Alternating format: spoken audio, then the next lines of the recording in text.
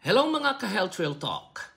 Magandang araw mga ka-OFW. Welcome sa Health Real Talk kung saan ang kalusugan hindi palaging masaya pero dapat pinag-uusapan. Ngayong araw usapang hindi madaling aminin pero totoo, gluttony o walang kabusugan sa pagkain.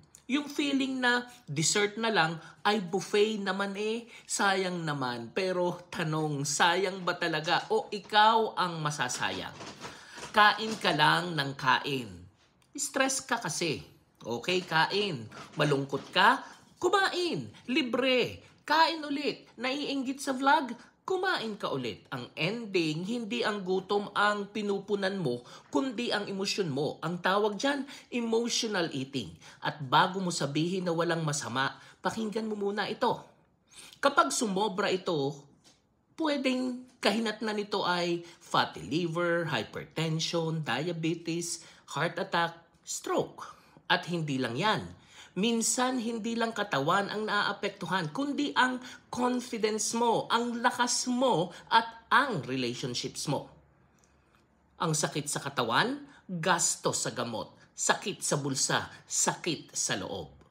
Ano ang pwedeng gawin? Kumain ng tama, hindi sobra, hindi kulang, magkaroon ng mindful eating, gumalaw, kahit 30 minutes walking araw-araw.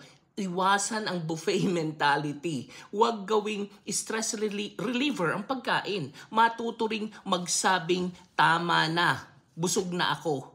Alalahanin, hindi ka ipinanganak para kainin lahat ng masarap sa harap mo. Kabayan, wala kang karibal sa food, pero may kalaban ka kapag nasobrahan ka. At iyan ay ang sakit.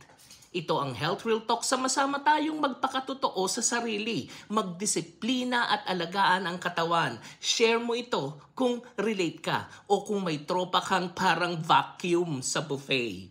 Ako si Arlene para sa Health Real Talk. Have a nice day everyone!